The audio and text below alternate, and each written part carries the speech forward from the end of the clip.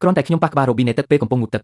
ស្រាប់តែភ្លើងឆក់ឲ្យស្ពឹកមួយចំហៀងខ្លួនភ្លាមក្នុងនាមជាជាងភ្លើងដែលមានបទពិសោធន៍10ឆ្នាំខ្ញុំដឹងភ្លាមថាមានរឿងមិនស្រួលហើយខ្សែដេររបស់អគារទាំងមូលត្រូវបានគេកាត់ផ្តាច់អស់ទាំងស្រុងធ្វើឲ្យខ្ញុំញើសជោគខ្លួនដោយក្តីបារម្ភត្រឡប់មកផ្ទះវិញដោយស្ងៀមស្ងាត់ខ្ញុំបានផ្ញើសារព្រមាននៅក្នុងក្រុមជែករបស់អ្នករស់នៅសេចក្តីជូនដំណឹងបន្ទាន់ខ្សែដេរនៃអគារនេះត្រូវបានកាត់ផ្តាច់ទាំងអស់បំពង់ទឹកដែលក្នុងផ្ទះរបស់អ្នករស់នៅទាំងអស់ផ្កាឈូកនិងសម្បកម៉ាស៊ីនបោកខោអាវសុទ្ធតែមានហានិភ័យឆ្លងចរន្តសូមអ្នកទាំងអស់គ្នាកុំទាន់ឲ្យប៉ះពាល់ឬកាន់ឧបករណ៍ធ្វើពីដែកឲ្យសោះរងចាំអ្នកជំនាញមកជួសជុលសិនចុះហេតុអ្វីបានជាថ្ងៃនេះអ៊ីនធឺណិតដើរយឺតរំលេះតាមមកពីខ្សែដេរដាច់មែនទេប្រហែលជាមានការរំខានចរន្តហើយមើលទៅខ្ញុំក៏មានក្របអត់ដែរតើអ្នកណាជាអ្នកទៅរុះរកខ្សែភ្លើងអូយអ្នកទាំងអស់គ្នាកុំនាំគ្នាមាត់ក្អីខ្សែពណ៌លឿងបៃតងមួយខ្សែនោះទេវាចោលនៅជ្រុងជញ្ជាំងអស់រាប់ឆ្នាំមកហើយខ្ញុំស្មានតែជាកាកសំណល់សេះសល់ពីពេលជួសជុលផ្ទះពីមុនខ្ញុំក៏រើបោះសម្អាតវាចោលទៅតើវាអាចមានរឿងអ្វីទៅលោកស្រីលាវវាមិនមែនជាខ្សែប្រយោជន៍ទេវាជាខ្សែដេរការពារសុវត្ថិភាពរបស់អគារទាំងមូលអ្នកត្រកូលសិននេះកុំមកនិយាយបំភ័យគ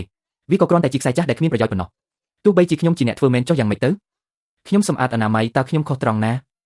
ាខ្ញុំប្រាប់អ្នកជាលើកចុងក្រោយហើយការកាត់ខ្សែដេរចោលបែបនេះវាស្មើនឹងយកជីវិតអ្នករស់នៅទាំងអស់ក្នុងអគារនេះទៅប្រថុយដាក់លើទៅឲ្យច្បាស់ទៅផ្ទះណាមានរឿងមុនគឺអាស្រ័យលើសំណាងទេសន្យានអញកំពុងដាក់បណ្ដាសាអ្នកណាចង់មកមើលងាយខ្ញុំមែនទេជឿទេថាខ្ញុំនឹងឡើងទៅរកអញដល់លើនេះអញគ្រាន់តែជាជាងភ្លើងម្នាក់មានសិទ្ធិអីមកធ្វើជាអ្នកជំនាញបង្រៀនគេបែបនេះក្មួយសិនអើយឈប់ទៅចុះអ្នកចិត្តខាងគ្នាជួបមុខគ្នាជារៀងរាល់ថ្ងៃមិនចាំបាច់ធ្វើឲ្យទំនាក់ទំនងតានតឹងបែបនេះទេនឹងហើយអាសិននេះមាត់ក៏បែបនឹងមិនកើតអ្នកស្រីលីវគាត់គ្រាន់តែសម្អាតកន្លែងនោះទេចុះមិនក៏វាទៅបន្ទោសអ្នកគ្រប់គ្នាវិញពិតមែនហើយនិយាយឲ្យខ្លាចតែម្ដងកុំឲ្យតែវាចង់បោកឲ្យពួកយើងរៀបខ្សែភ្លើងថ្មីដើម្បីរកលុយពីពួកយើងឲ្យសោះលោកអើយពួកយើងមិនឃើញមានផ្ទះណាលេចធ្លីភ្លើងផងអ្នកជួយពិនិត្យមើលឲ្យច្បាស់ឡើងវិញទៅក្រែងលោវីជាបញ្ហានៅក្នុងផ្ទះរបស់អ្នកខ្លួនឯងទេដឹង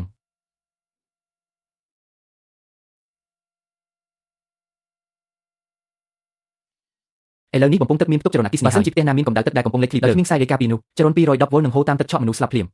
វាគ្រោះថ្នាក់ខ្លាំងណាស់អ្វីណាវាមានផ្ទុកភ្លើងពិតមែនឬឡើងដល់41វ៉ុលហើយលោកស្រីឮរឿងនេះលោកស្រីធ្វើមិនត្រឹមត្រូវទេឆាប់រកវិធីវាចូលវិញមកឯងនេះចង់បង្ខូចគេឈ្មោះខ្ញុំមែនទេកូនប្រុសទៅរកវាគិតបញ្ជីជាមួយខ្ញុំកុំនៅធ្វើមុខមាត់បែបនេះកុំមកធ្វើជាសាយចំអកឲ្យសោះ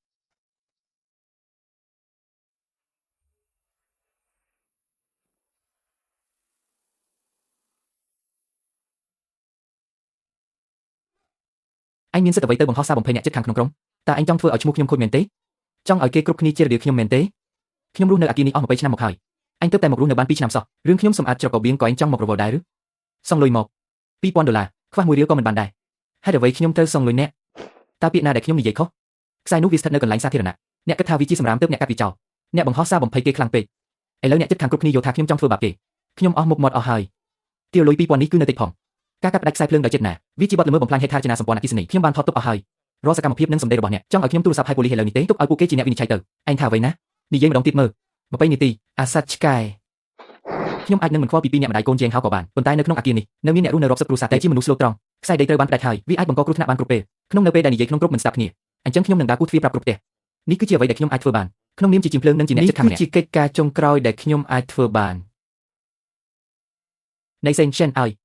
រឿងខ្សែដេរនឹងខ្ញុំមិនសូវយល់ប៉ុន្មានទេថាវាគ្រោះថ្នាក់មែននឹងតែខ្ញុំរស់នៅទីនេះយូរឆ្នាំមកហើយក៏មិនដែលឃើញឆក់ម្ដងណាដែរក្មួយឯងកុំធ្វើខ្លួនតក់ស្លុតពេកអីឆេនយ៉ាងរឿងរវាងក្មួយនិងលោកស្រីលាវពួកឯងទៅដោះស្រាយគ្នាក្រៅផ្ទះទៅកុំទាញខ្ញុំចូលពាក់ព័ន្ធកុំមកធ្វើឲ្យផ្ទះខ្ញុំជាប់រវល់ឲ្យសោះអញធ្វើជាជាងភ្លើងយូរមកហើយច្បាស់ជាមិនចេះនិយាយផ្ដេសផ្ដាស់ទេខ្សែដេរដាច់បែបនេះពិតជាគ្រោះថ្នាក់មែនយកមិញខ្ញុំងូទឹកក៏មិនហ៊ានប៉ះផ្កាឈូកដែរក្រុមគ្រួសារយាងហៅពួកវាសុទ្ធតែមនុស្សវាមិនស្ដាប់ហេតុផលទេអញត្រូវប្រយ័ត្នខ្លួនឲ្យមែនទែនអរគុណបងស្រីយ៉ាងដែលជឿជាក់លើខ្ញុំគ្រាន់តែចង់ដាស់តឿនអ្នកទាំងអស់គ្នាមិនចង់ឲ្យអ្នកណាជួបគ្រោះថ្នាក់ទេគួរឲ្យស្ដាយដែលមនុស្សច្រើនណាស់មិនខ្វល់ខ្វាយពីវាថែមទាំងនាំគ្នាចាប់ប្រកាន់អ្នកទៀតវាពិតជាធ្វើឲ្យមនុស្សអស់សង្ឃឹមណាស់ប៉ុន្តែអ្នកកុំបារម្ភអីខ្ញុំគាំទ្រអ្នកទាំងស្រុងរឿងនេះអ្នកនិយាយត្រូវហើយក្នុងចិត្តខ្ញុំក៏ដឹងដែរ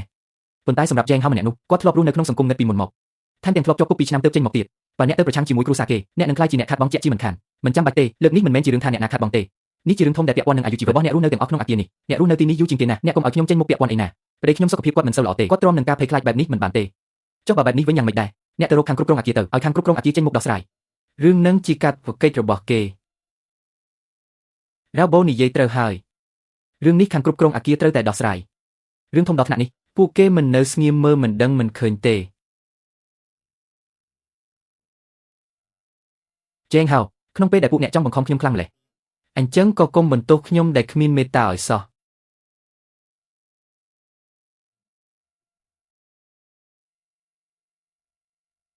ខ្សែដីត្រូវបានកាត់ផ្តាច់ហើយអាចនឹងឆ្លងជ្រុលអគ្គិសនី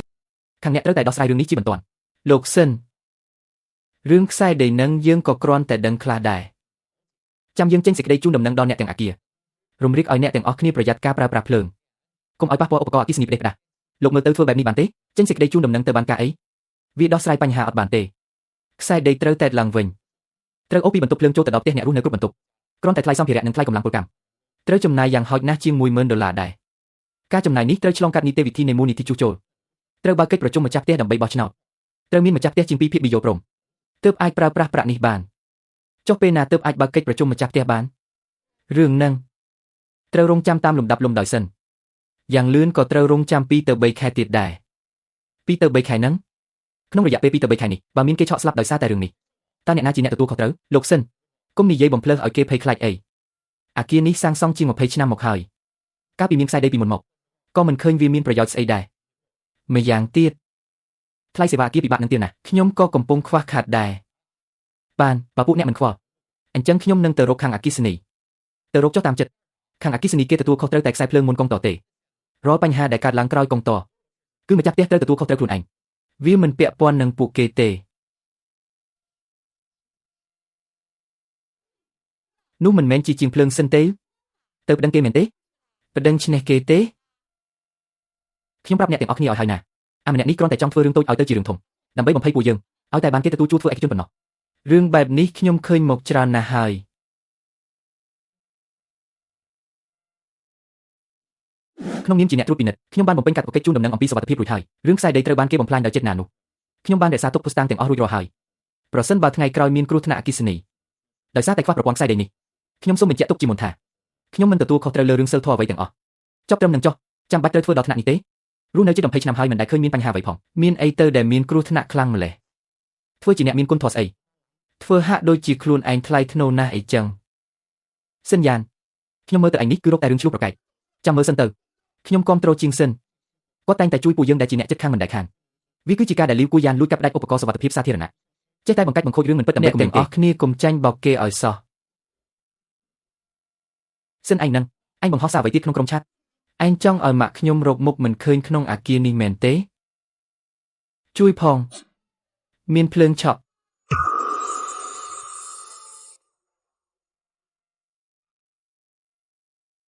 ជួយផងមានភ្លើងឆក់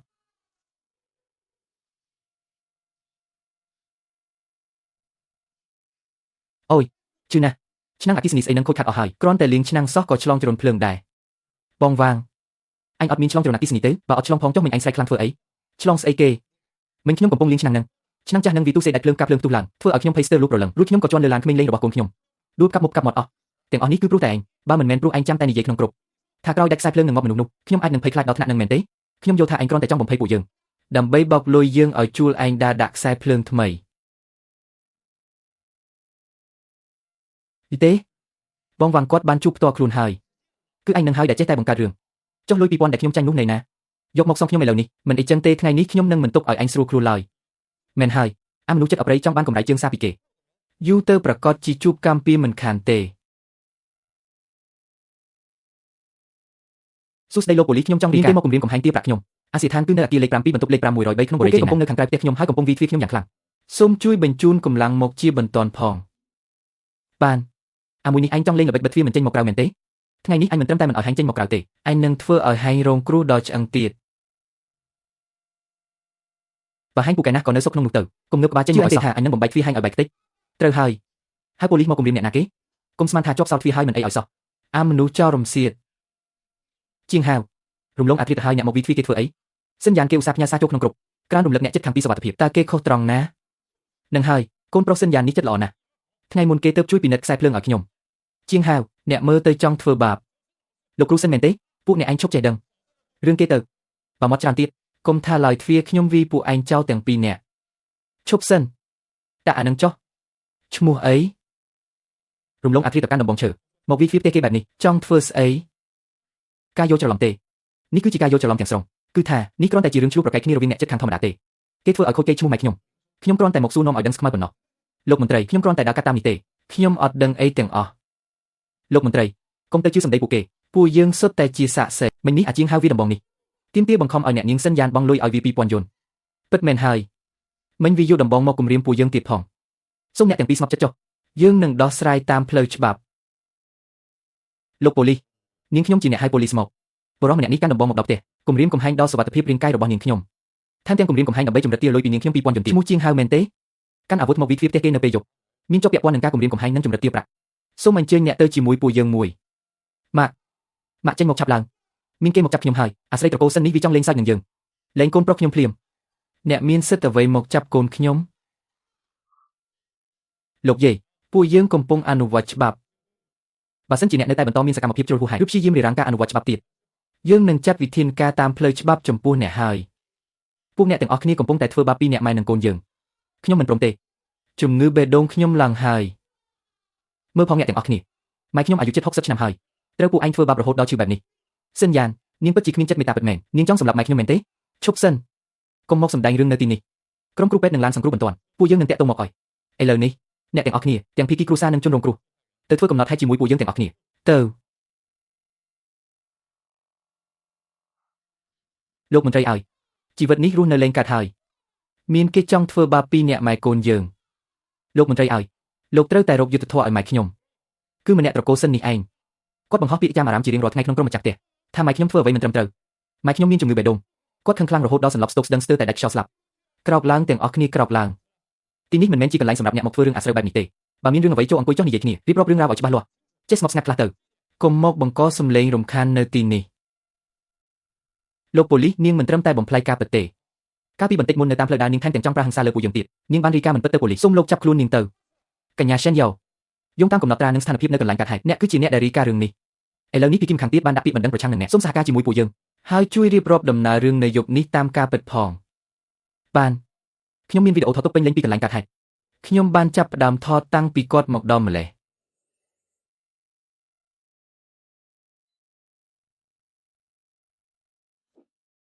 ជេងហៅមនុស្សនៅក្នុងវីដេអូនេះគឺអ្នកមែនទេរឿងដែលទារលុយ2000យួនក៏អ្នកជាអ្នកនិយាយផ្ទាល់មាត់មែនទេយកឧបករណ៍មកគំរាមដល់ផ្ទះដើម្បីទារលុយនេះវាចូលក្នុងករណីបង្កភាពចលាចលនិងកំហែងយកទ្រព្យសម្បត្តិហើយតើអ្នកមានអ្វីចង់ពន្យល់ទៀតទេខ្ញុំគ្រាន់តែគំរាមនាងលេងប៉ុណ្ណោះលោកប៉ូលីសគឺដោយសារតែនាងនិយាយបង្កាច់បង្ខូចម្ដាយខ្ញុំនៅក្នុងក្រុមថាម្ដាយខ្ញុំនឹងបង្កជារឿងរ៉ាវដល់ជីវិតខ្ញុំខឹងពេកក៏ធ្វើរឿងនឹងទៅខឹងពេកអាចធ្វើរឿងបែបនេះបានមែនឬនេះគឺជាអំពើខុសច្បាប់យ៉ាងធ្ងន់ធ្ងរអូយខ្ញុំមិនកើតទេលោកប៉ូលីសខ្ញុំវិលមុខខ្លាំងណាស់សម្ពាធឈាមខ្ញុំឡើងហើយប្រញាប់ឡើងហើយឡានពេទ្យមកបើម្ដាយខ្ញុំមានរឿងអីគឺសុទ្ធតែមកពីនាងជាស្រីអប្រិយម្នាក់នឹងធ្វើឲ្យម៉ែខ្ញុំខឹងកញ្ញាសេនយ៉ានកុំបារម្ភអីទោះបីជាឥឡូវនេះជនសង្ស័យបានទៅមន្ទីរពេទ្យជាមួយក្រុមគ្រួសារក៏ដោយតែភស្តុតាងនៃអំពើខុសច្បាប់របស់ពួកគេច្បាស់លាស់ណាស់យើងបានបើកសំណុំរឿងនេះជាផ្លូវការហើយយើងនឹងមិនអត់អន់ឲ្យដាច់ខាតសម្រាប់ការខូចខាតរបស់អ្នកត្រូវតែបង្ខំឲ្យពួកគេសងការខូចខាតតាមច្បាប់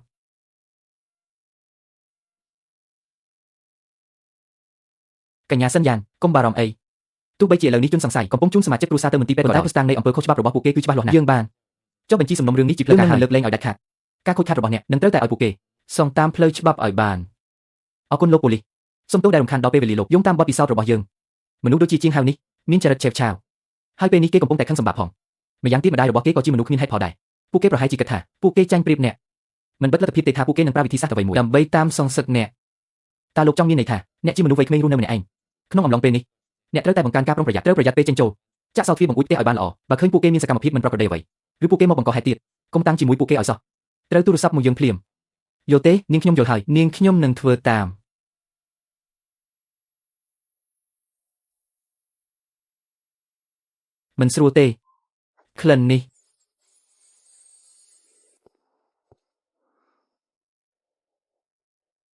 ះមិនប្រក្រតីសោះមិនមែនទេមិនមែននៅក្នុងផ្ទះទេខ្សែភ្លើងដាច់ទើបតែដឹងថាមុនពេលជាងហៅមកវិទ្យាខ្ញុំយប់នេះខាងក្រៅស្ងាត់មួយសន្ទុះធំតាមពិតទៅមុនប៉ូលីសមកដល់គេបានមកកាត់ខ្សែភ្លើងផ្ទះខ្ញុំចោលបើគ្មានខ្សែដីការពារទេនៅពេលដែលខ្សែភ្លើងរួមត្រូវបានកាត់មុនពេលវិទ្យាវល់ភ្លើងក្នុងផ្ទះក្នុងរយៈពេលប្រហែលម៉ោងដែលខ្ញុំត្រូវប៉ូលីសនាំទៅប៉ុស្តិ៍នេះវានឹងឡើងកូដដល់ទៅជាង380វល់ភ្លាមហើយចេះរាលដាលបន្តិចម្ដងបើខ្ញុំមិនចេញក្រៅយប់នេះបើខ្ញុំកំពុងដេកលក់ឬកំពុងប្រើប្រាស់ឧបករណ៍អគ្គិសនីឬ Gaing ជេងហៅក្នុងការដែលនិយាយហេតុផលជាមួយអ្នកទាំងពីរមិនយល់អញ្ចឹងទុកឲ្យផុសតាងជាអ្នកនិយាយវិញចុះនេះគឺជាការបំផ្លិចបំផ្លាញប្រព័ន្ធអគ្គិសនីដោយចេតនាថែមទាំងបង្កហានិភ័យនៃអគ្គិភ័យទៀតផងរឿងនេះវាហួសបន្ទាត់ក្រហមហើយកញ្ញាសិនឲ្យអ្នកធ្វើជាជាងភ្លើងអស់10ឆ្នាំមកហើយ គួរតែដឹងពីតើអ្នកដឹងទេថាការដែលអគារនេះគ្មានខ្សែដីវាគ្រោះថ្នាក់កម្រិតណាឥឡូវថែមទាំងមានអ្នកលួចកាត់ខ្សែភ្លើងយកទៅលក់ទៀតផ្ទះនេះលែងអាចរស់នៅបានទៀតហើយលោកគ្រូវ៉ានោះហើយបានជាខ្ញុំរំខានលោកគ្រូឲ្យមកទីនេះជួយដំឡើងកុងតាក់ភ្លើងធំក្នុងផ្ទះខ្ញុំឲ្យឡើងកម្រិតថ្មីផងបន្ថែមប្រព័ន្ធការពារការឆក់ពីផ្លូវនិងឧបករណ៍កាត់ភ្លើងស្វ័យប្រវត្តិផងលោកចង់ធ្វើផ្ទះខ្លួនឯងឲ្យទៅជាបន្ទីការពារអគ្គិសនីមែនទេប៉ុន្តែបើមិនកម្ចាត់គ្រោះថ្នាក់នៅខាងក្រៅនោះទេវានៅតែជាបញ្ហាដដែលមនុស្សខាងក្រៅហើយមិនភ្ញាក់ទេខ្ញុំអាចធ្វើបានត្រឹមតែការពារ